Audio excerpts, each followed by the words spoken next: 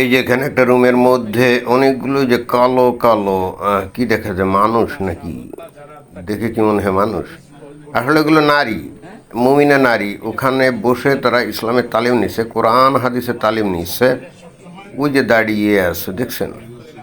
এবং এইটা দেখে আমার হৃদয় এতটা আনন্দে উদ্বেলিত হয়ে উঠল যে যেটা প্রকাশ করার ভাষা কিন্তু আমার জানা নাই।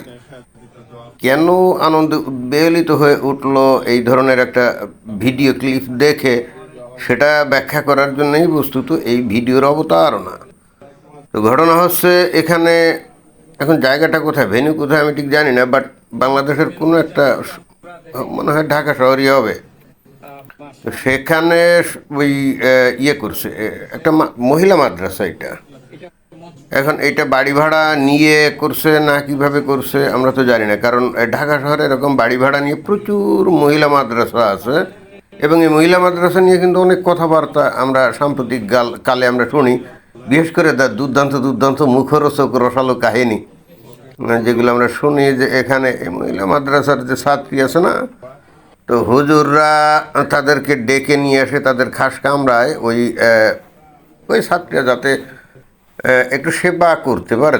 এখন তার মাথা টিপা, পা টিপা, হাত টিপা, টিপতে টিপতে অনেক কিছু টিপে ফেললে হঠাৎ করে দেখা যায় যে হুজুরের হয়তো ইমানদণ্ড আগ্নেয়গিরির মতো উত্তপ্ত হয়ে উঠল লাভা উদ্গীরণের উদ্দেশ্যে। তো তখন আমরা ওই যে খবরে যেটা দেখি আর কি, সেই উদ্গীরণটা ওই ছাত্রীর উপরে ঘটায় ফেলে। অধিকাংশ ক্ষেত্রে ধরা পড়ে না, কারণ এই সমস্ত বিষয় তো আসলে জানাজানি সাধারণত কি করতেছে না। মানে ভুক্তভোগী যদি হয়, যেমন নারীটা যদি কোনো ভালো ফ্যামিলির হয় এবং ওই মেয়েটা গিয়ে যদি বাড়িতে বলে যায় যে এই ঘটনা, হুজুর তার সাথে আচরণ করছে, তখন হয়তো বিষয়টা সামনে আসে। কিন্তু ওই নারীটা যদি কোনো এতিম সন্তান হয়, যার নাকি মা বাবা ওই লেভেলের না, নিম্ন শ্রেণীর, হয়তো লেবার শ্রেণীর, তখন তো ওর কথা কেউ শোনে না, আর ও কারো কাছে গিয়ে অভিযোগও দিতে পারে না। ফলে হচ্ছে কি, ও হয়ে যায় ওই হুজুরের পার্মানেন্ট সেবিকা। আর হুজুরও মোটামুটি একেবারে ফ্রি অফ কস্ট। এটাকে কি বলা যাবে, এটাকে কোন ফর্মুলায় মানে ফেলা যায়? এটা কি দাসী প্রথার ফর্মুলায় নাকি মোতা নাকি, মানে বিষয়টা বুঝলাম না। হয়তো গবেষণা করতে হবে, কত অজানারে, তাই না? গবেষণা করার অনেক ক্ষেত্র আছে। তো এখন আসল কথা হচ্ছে যে এই ঢাকা শহরেরই কোনো একটা জায়গায়, কোনো একটা ঘরের মধ্যে ভাড়া নিয়ে, বা নিজস্ব হয়তো ভবনও হতে পারে, কে জানে, ওখানে এই যে নারীদেরকে কিন্তু তালিম নেওয়া হচ্ছে, এবং এরা কোরআন হাদিস শিখছে যাতে খাঁটি মুমিনা হতে পারে। যদিও আমার মনে হচ্ছে এদের যে চেহারা ছবি বা বহিরাঙ্গিক যে চেহারা ছবি যেটা দেখা যাচ্ছে, এতে মনে হচ্ছে দে আর অলরেডি 100% মুমিনা, because they have covered their whole body with black robe, right? Robe নাকি ভেইল বেল মানে বোরকা। আচ্ছা, তো একেবারে চোখও দেখা যাচ্ছে না, আর হাত টাত এটা তো প্রশ্নই ওঠে না। হাত মোজা আছে, পায়ে পা মোজা আছে। এখন এটা দেখে আমার মানে হৃদয় আনন্দে উদ্বেলিত কেন হয়ে উঠলো, এই ব্যাপারে হয়তো অনেকের একটা কৌতূহল রাখতে পারে যে কী ব্যাপার। নারীরা এইভাবে আছে, যেখানে এই একবিংশ শতাব্দীতে সবাই সামনের দিকে এগোচ্ছে, পৃথিবীর প্রত্যেকটা দেশে নারীরাও সামনে এগোচ্ছে, তারা লেখাপড়া করছে, তারাও চাকরি বাকরি করছে, দেশ এবং জাতির কল্যাণে উন্নতিতে তারা অবদান রাখছে। সেখানে এখানে এই যে আপাদ মস্তক কালো বোরখা মুড়ি দিয়ে, যেটা বাস্তবে দেখলে অনেক সময় হয়তো ভয় পা লাগতে পারে, কেউ যদি হঠাৎ করে এখানে গিয়ে হাজির হয়, যে নাকি হয়তো ওই মুক্ত পরিবেশে থাকে, মুক্ত সমাজে থাকে, হঠাৎ করে তাকে এখানে যদি ফেলে দেওয়া হয়, সে কিন্তু আঁতকে উঠতে পারে, সে বিস্মিত হতে পারে, কী ব্যাপার, এগুলো ভূত প্রেত নাকি। তো এখন কথা হচ্ছে যে এগুলো দেখার পর আমার আনন্দে হৃদয় উদ্বেলিত হয়ে কেন উঠলো, এর রহস্যটা কি? রহস্য হচ্ছে, আমি নিজেই তো চাই বস্তুত, এই যে বাংলাদেশে মনে করেন যে 91-92% মমিন মুসলমান, রাইট? এরা মুখে যত কথাই বলুক, ওই যত এটা ওটা বলুক, কিন্তু এদের ইসলাম ছাড়া এরা অন্য কিছু চেনে না, শোনে না, জানে না। এমনকি যাদেরকে আমরা রসালো টাইপের মানে মডারেট মুসলমান বলি না, তাদের বিষয়টাও ওরকম। এবং ক্ষেত্র বিশেষে আমার কাছে মডারেট মুসলমানদেরকে আরও অনেক উগ্র মনে হয়। উপরে হলে মডারেট, বাট ভিতরে আসলে তা না। এবং এর জন্য যে এরা দায়ী তাও বলা যায় না, এগুলো আসলে শিক্ষা ব্যবস্থার ত্রুটি। কারণ এরা কখনোই মুক্ত স্বাধীন শিক্ষা, বিজ্ঞান ভিত্তিক শিক্ষা এগুলো পায় না। একেবারে ছোটোবেলা থেকে বারবার কিন্তু আমি একটা কথা বলে আসি, যেটা রহস্যটা হলো এই একেবারে ছোটোবেলা, মনে করেন 5-6 বছর বয়স, কথাটা যখন ফোটে, যখন অক্ষর জ্ঞান শুরু হয়, সর্বপ্রথমে এদেরকে মসজিদে ওই যে পাঠানো হয়। আর যদি সেটা সম্ভব না হয় তো বাড়িতে কিন্তু হুজুর রেখে তাদের কিন্তু সর্বপ্রথম ইসলামের পাঠ দেওয়া হয়। এবং সেখানেই তাদের গোটা জীবনটার একটা মানে কি বলা যায়, একটা কম্পিউটারাইজড একটা প্রোগ্রাম তাদের মাথার মধ্যে ঢুকিয়ে দেওয়া হয় যে ইসলাম একমাত্র সত্য ধর্ম। ইসলাম যদি কেউ না মানে তাহলে সে কি ওই আগুনে পুড়বে। এবং ওই যারা নাকি ইসলাম মানে না তারা হলো নিকৃষ্ট প্রাণীর চাইতেও মানে খারাপ। এই যে কতগুলো মৌলিক যে কতগুলো বিষয়, এগুলো কিন্তু একেবারে 5-6 বছর বয়সেই তাদের করা ব্রেনের মধ্যে এই ধারণাটা ঢুকিয়ে দেওয়া হয়। এবং অতঃপর এরা আর কখনো ওই ধ্যান ধারণা থেকে বের হতে পারে না। তার কারণ হচ্ছে পরবর্তীতেও তো সে মুক্ত বিহঙ্গের মতো বা উদার স্বাধীন পরিবেশে তো লেখাপড়া করে না। বাংলাদেশের কথা বলছি আমি। ফলে হচ্ছে কি ও থেকে বেরোতে পারে না, কারণ ও তো আর কখনোই ক্রিটিক্যাল ওয়েতে তার ধর্মটাকে দেখে না। But at the same time তারা প্রতিনিয়ত ইসলামী স্কলারদের নাম করে, ইসলামী ওয়াজি হুজুরদের নাম করে যারা আছে, তারা তো প্রতিনিয়ত অন্য ধর্ম কত প্রকারে খারাপ, ভুয়া, মিথ্যা, এগুলো কিন্তু প্রতিনিয়ত তারা শোনে। কিসের ভিত্তিতে? ইউটিউবে আছে, ফেসবুকে আছে, তাই না? সারাক্ষণ শুনতে থাকে।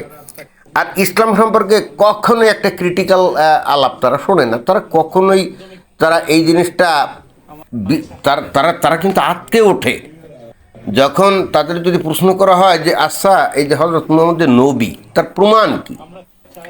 বিশ্বাস করেন এরা কল্পনাই করতে পারে না যে কেউ এই ধরনের প্রশ্ন করতে পারে। তার কারণ ওরা মনে করে।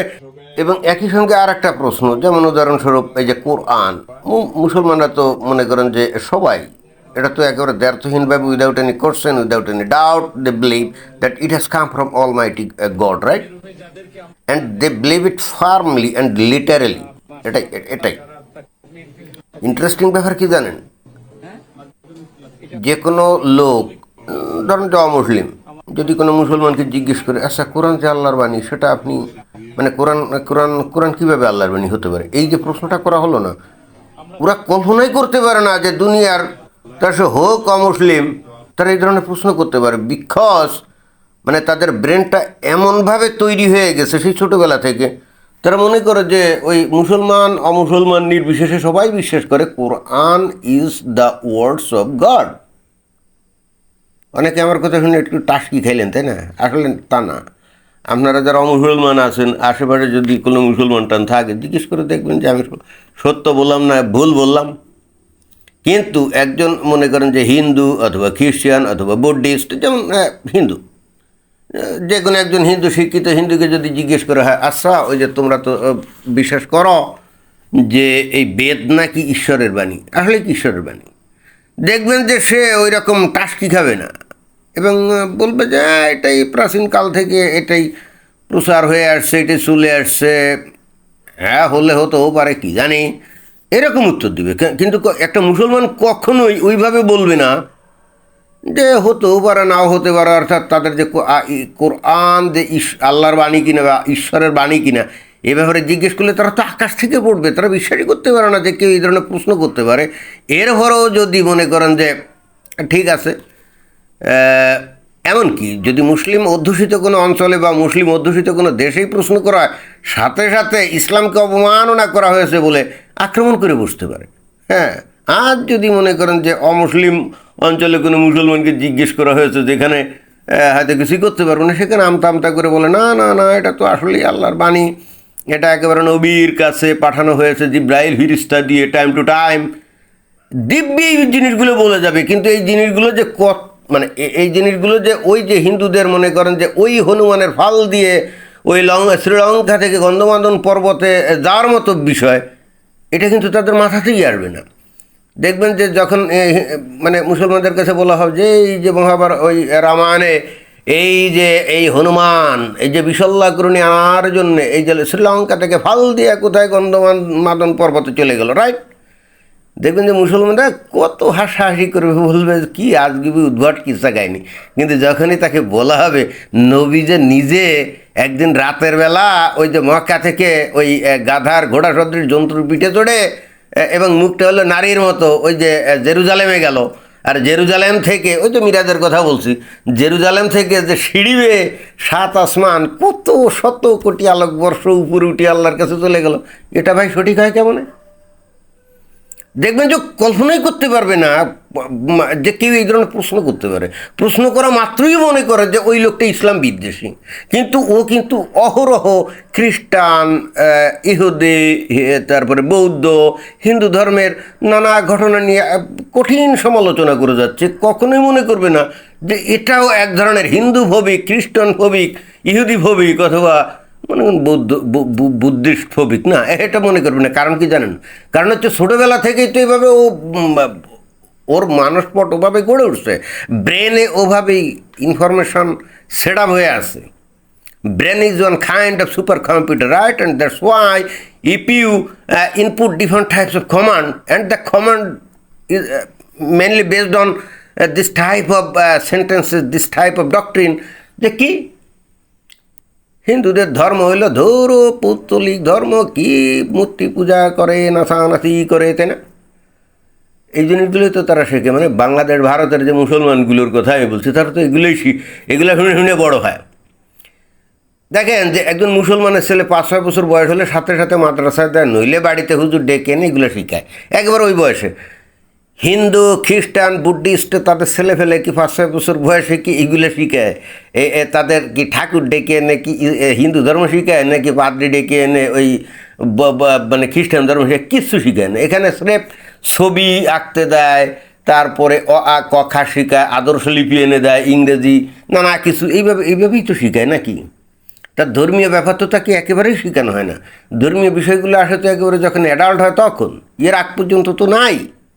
হোয়ারাজ একটা মুসলিম বাচ্চার প্রথম শিক্ষাটাই শুরু হয় তার ধর্মীয় শিক্ষা দিয়ে। And this is the fundamental difference between Muslim and non মুসলিম।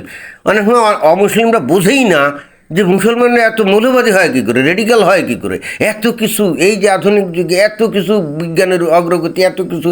আরে ভাই, আপনারা কেন বোঝেন না? এখানে একটা মুসলমানের বাচ্চা যেভাবে লালন পালনের পদ্ধতি আপনার আর অমুসলমান বাচ্চার লালন পালন পদ্ধতি এক না। যে কারণে অমুসলিম ছেলেপিলেরা বড় হলে খুব ইজিলি সেকুলার হয়ে যায়, লিবারাল হয়ে যায়, বাট মুসলমানরা সেটা হয় না কেন? এটা কি কোনোদিন প্রশ্ন করে দেখছেন? তো যাই হোক, ধান ভানতে এখানে শিবের গীত গাইলাম, কিন্তু উপায় নাই তো রে ভাই, উপায় নাই তো রে ভাই। আপনারা আসলে অধিকাংশ মানুষ তো ডিপলি চিন্তা করেন না, খালি বলেন মুসলমানরা এটা করে, ওইটা করে, সেটা করে। আরে বাবা, কেন করে সেটা আপনারা বুঝেন না কেন? এবং সেইগুলো যে করে, যেমন উদাহরণস্বরূপ ভারতের কথা বলি, হিন্দুদের দেশ না, আপনারা কি থামাতে পারছেন যে ছোটোবেলায় এই যে ভারত, এই যে পশ্চিমবঙ্গ, এই যে এখন এই যে মনে করেন বিজেপি সরকার আসছে, তা আপনারা কি থামাতে পারবেন যে ছোটো 5-6 বছর বয়সের বাচ্চাদেরকে তাদের মাদ্রাসায় পাঠানো বন্ধ করা, বা থামাতে পারবেন? মানে বন্ধ করতে পারবেন? যদি বন্ধ করতে না পারেন তাহলে ওরা কিন্তু উগ্রপন্থী মুসলিম হয়েই বেড়ে উঠবে, আপনি কোনোভাবে থামাতে পারবেন না।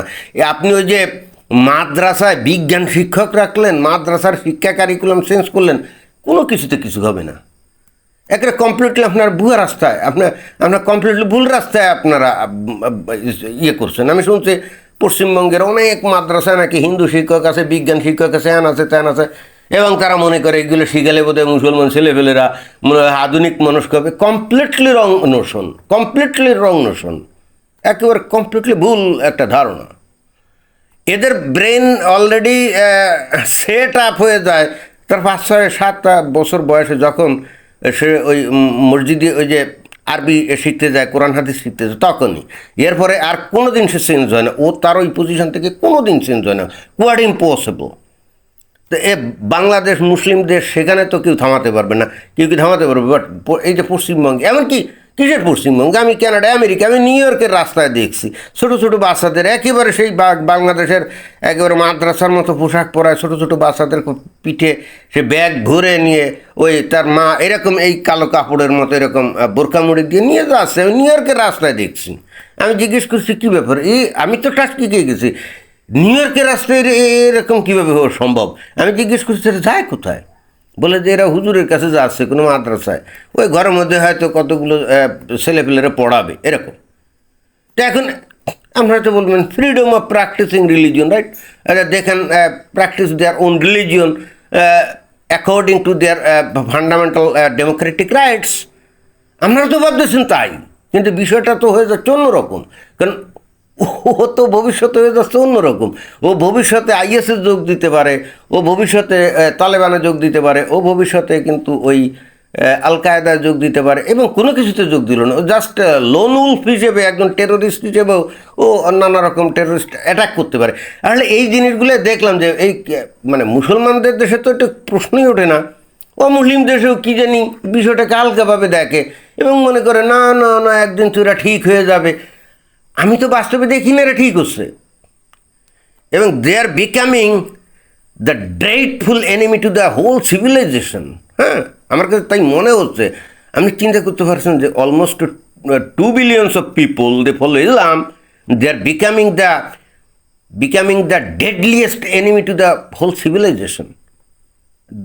200 কোটি মানে সভ্যতার এগেনস্টে এরা দাঁড়িয়েছে, কারণ সভ্যতার যে গতি প্রকৃতি চিন্তা চেতনা বা যে অগ্রগতি বা যে ট্রেন্ড, এরা তো কমপ্লিটলি তার এগেনস্টে, অর্থাৎ স্রোতের প্রতিকূলে, তাই না? 200 কোটি লোককে আপনি কী করবেন? আপনি যদি তাদেরকে শিক্ষা টিক্ষা দিয়ে যদি চেঞ্জ করে না আনতে পারেন, তো আপনি কী করবেন? তারাই গ্রাস করবে, আপনি হেরে যাবেন, কারণ আপনি তো ইউনাইটেড না, but they are very much united. You have no any idea how much united they are. আবারও ধান ভানতে শিবের গীত গাইতে গাইতে অনেক দূর চলে আসছে না? আচ্ছা, তাই কি বাদ দেন। যে কথা বলতে চাইছিলাম, ভিডিও আর বড় হয়ে যাচ্ছে, অতএব এখানেই থামবো। ধন্যবাদ।